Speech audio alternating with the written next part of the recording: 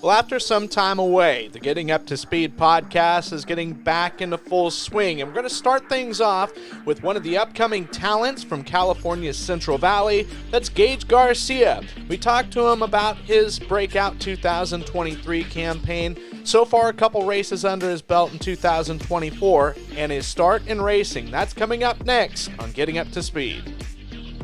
Well, we're back with Getting Up to Speed. It's been a bit since we've had one of these long format interviews, but we've got a great guest on hand, and that's Gage Garcia, who is the pilot of the Keller Motorsports number 2K. He's from Lemoore, and Gage, great to have you. I know that we've did a lot of little snippets with Inside NARC with you, but kind of going to get the whole Gage Garcia origin story here. Yeah, I'm excited, man. I'm excited to talk with you today. So last year you really splashed on the scene in a really big way, ran a lot of races, right around 42 features you started, and over half of those were top 10 results with 23 accrued and then 12 top fives. Most importantly, you guys got a couple of wins on the season, won a very exciting race on May 20th at Thunderbolt Raceway, and then kind of towards the end of the year, October 13th at King Speedway in nearby Hanford. Yeah, no, it was pretty cool to win at my two most local tracks in front of, a lot of local fans and family and things of that sort. I was grateful to have 2 years with Tarleton Motorsports to kind of get my feet wet in racing and learn from a lot of great people around there, including Tommy and Uncle Tom and Cole and Carson and just everybody involved. It was just great, Drew and the crew and everybody. It was just a great 2 years and a lot of learning and experience. And yeah, last year was definitely great. Well, and what really stands out is that May 20th race at Tulare. It was a wild one. It was really going back and forth whether or not you were going to win it or not. And I believe they had USAC CRA on hand at that event, and you were able to pull it off in a very exciting Tulare fashion, living and dying on the high side. Oh yeah, just a little out of control there in traffic, that's for sure. I was made a lot of good laps early and got out front for a long time, but then towards the end there, I was struggling to get my lap cars, and Ryan Bernal showed a nose, and I got a little nervous and drove a little over my limits, but thankfully I was able to hold on to it with a little bit of luck and a crazy finish and me being a little out of control. But hey, whatever gets the job done, right? Well, and I think was really memorable and really cool was I think there was a picture, I don't know if it was on Instagram, but Cole and Carson Macedo sitting down in a restaurant watching that race, somebody capturing a photo of that moment of seeing that. That had to feel really special.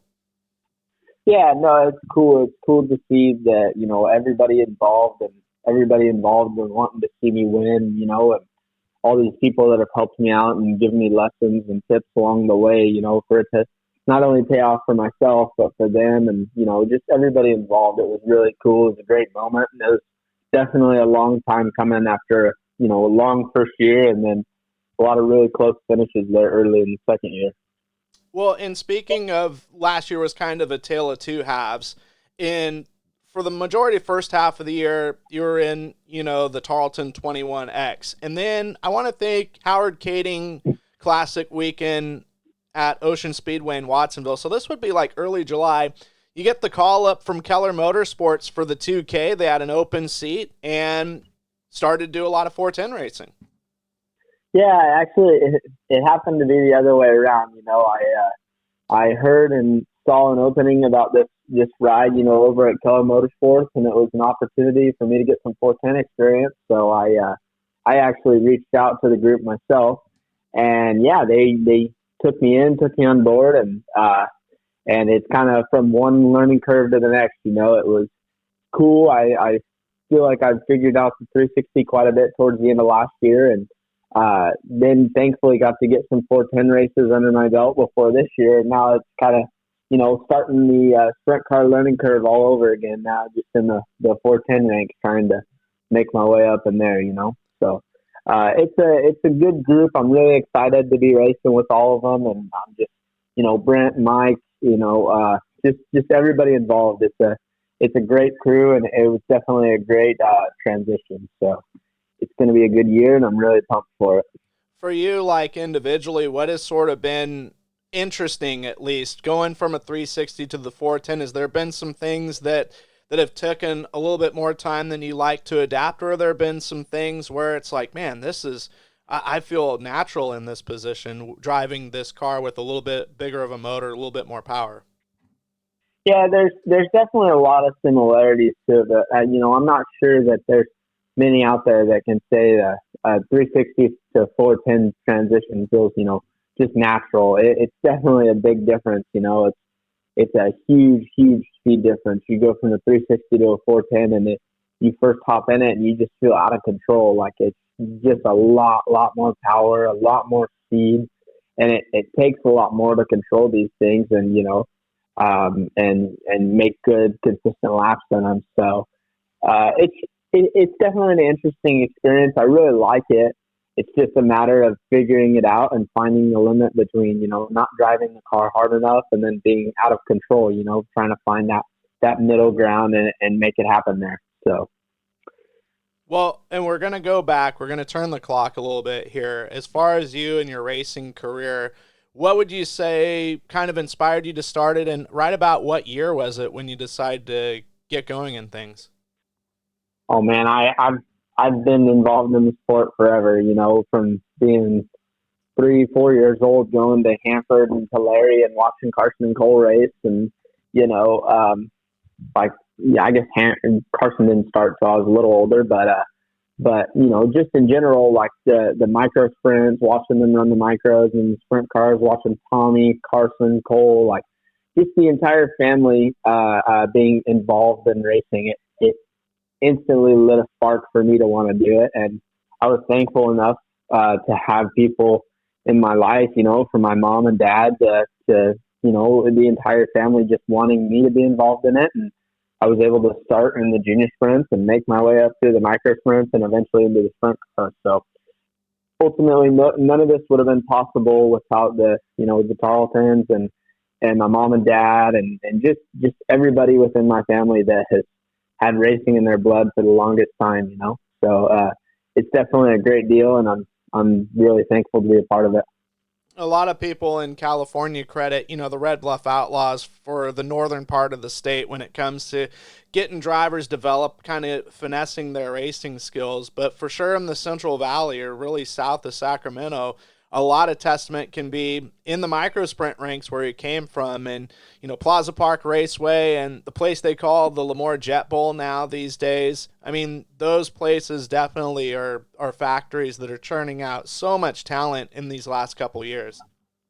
Yeah, no, I mean, you have the Stelzies, the Macedos, Corey Lyson, just everybody that came from the micro sprint race that has made it up. There's a lot of really, really talented people throughout the world of micro sprints, and it's just another route down here. There's not so much of an outlaw kart presence the same way as up towards Red Bluff area. There's not much of a micro sprint presence. It just happens to be where the tracks are. But I think all in all, both kinds of racing have generated really, really good drivers and really talented people that are even doing it on the professional ranks nowadays. So, there's definitely a bright future for the younger part of the sport and the micros and the outlaw karts. And, you've got people like Jason Myers and Jake Hagopian taking over Plaza Park and making that place as awesome as it is now. And that just furthers the future for the youth of the sport. So it's definitely exciting. It's exciting to see, and I'm excited to see how they do and see what else, who else comes up from the micro sprint ranks. Well, I had the pleasure of going there for their season opener this year, and I had no idea what I was getting into going to Plaza Park. I mean, micro sprints aren't that prevalent in the Pacific North. Well, they are prevalent in the Pacific Northwest at Deming Speedway with Clay Cup, but Oregon, I mean, there's a local scene, but it's not, it's not religion like it is in the Central Valley or Northern Washington. But I went there and I was just taken aback countlessly of like, this is an amazing facility. Just with, I mean, it's basically nicer than some of the tracks that I've been to across the country. It's just top notch with all the work that they put in and poured into it. Yeah, they've definitely really dialed it up, and it's definitely amazing to see for the micro sprint community. I think it's going to bring a lot more drivers. It's going to bring a lot more traction. With the points racing and everything involved, I think it's going to become a seriously competitive local series like it used to be. Well, what really threw me off is I was looking for a parking spot, and naturally I thought, oh, I'll just park behind where the tower is, and I'm driving in a park, literally Plaza Park, and there's transports unloading equipment, there's cars that are firing off, and then there's also traffic all intermingled, street traffic coming off of the 198. I was it took me a little bit used to getting to that. It kind of threw me off. Yeah, it's a neat facility. There's definitely a lot going on around there, but they seem to make it work, and they've been making it work for a while now. So it's grateful it's amazing that track's still around, and I wish the best for Jason and Jake and the rest of the crew. Well, and for you last year, going to a lot of different places, seeing some places perhaps for the first time, no doubt that can kind of be overwhelming, but you seem to handle it well. Were there some tracks that really stood out to you that you got comfortable with running only one or two times for the first time ever? Definitely, definitely Merced is one that pops out, and I've talked about it quite a bit, but we ran there once in 2022 where we didn't do very hot, and it just didn't qualify well and was kind of buried from there on back. But man, we came out in 2023, and it was my second race ever at Merced, and we led over half the race there, and against the FCCT series, with guys like Dominic Selzy and Carson Macedo and everybody else throughout the field. But once again, I was just a little bit out of control, and if I'd have toned it down a little, I might have been in a better position to win, and ended up driving it off the track and spinning out. But then we went back again later in the season. I'm not sure exactly when it was. I think Hanford had gotten canceled one weekend, and they did that pop-up race thing where I ran late September. Yeah, late September, and I ended up running second there. Cole Macedo, and that was a neat race. I qualified quick time there, had a pretty good night, and then we went back there again at the end of the year when USAC races out there, and ran third against a really competitive field. So it seems like I'm all right at Merced.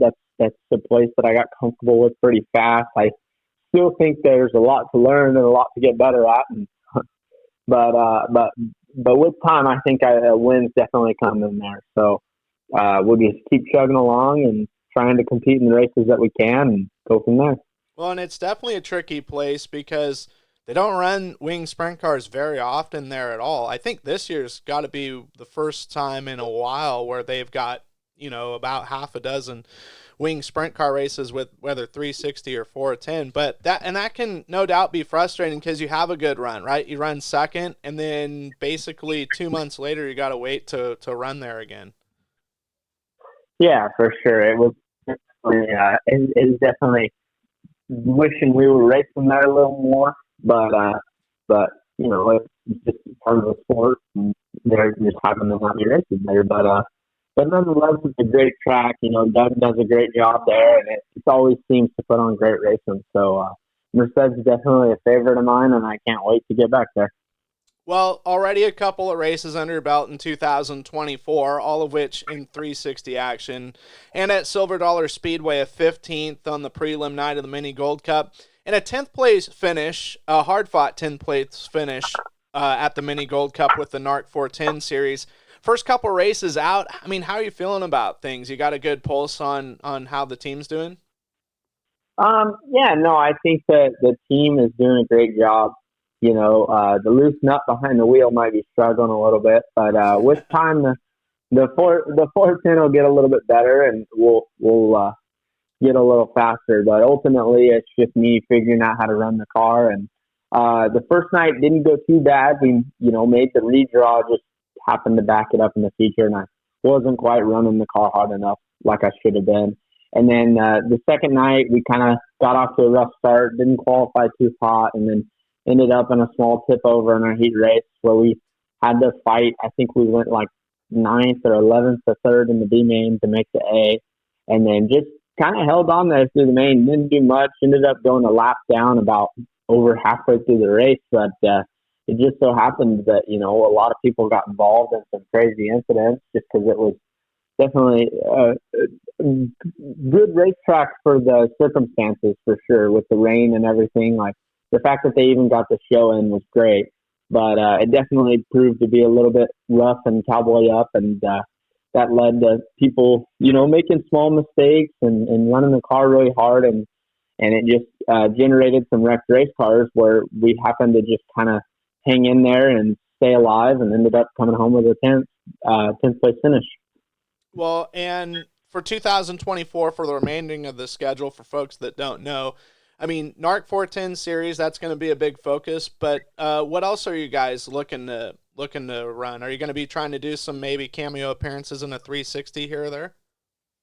As of right now, all I know is that we'll be running the 410 schedule, all of NARC and the High Limit and Outlaws as they come down to the West Coast and travel up through, Oregon and Washington. So that's the majority of my schedule. And then Trophy Cup is another one that we might make an appearance, or that we'll probably make an appearance at. But ultimately, yeah, as far as 360 racing goes, I'm not sure that I have any races 100% scheduled yet. So we'll see with the future and what happens. But yeah, I'm excited. I'm excited for the 410 season, and I can't wait to put our best foot forward and put some good finishes together and hopefully come away with a rookie of the year.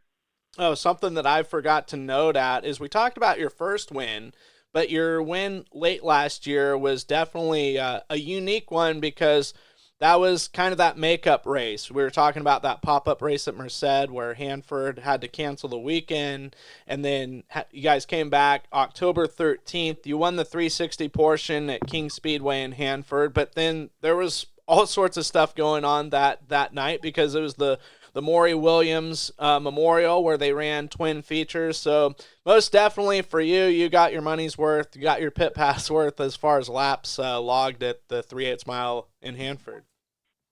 Yeah, it was all in all a great weekend. We ran really well in the 360 ranks. Norm Macedo had us pretty set up well in the 360. Our car was great, and I was just able to qualify well, which that night meant a lot. Being able to go out and go quick time set us really, really high, and it made finishing the night with a win a lot easier. So after qualifying quick time, we got through our heat race and started pole of the dash where we finished second and then ended up winning the feature.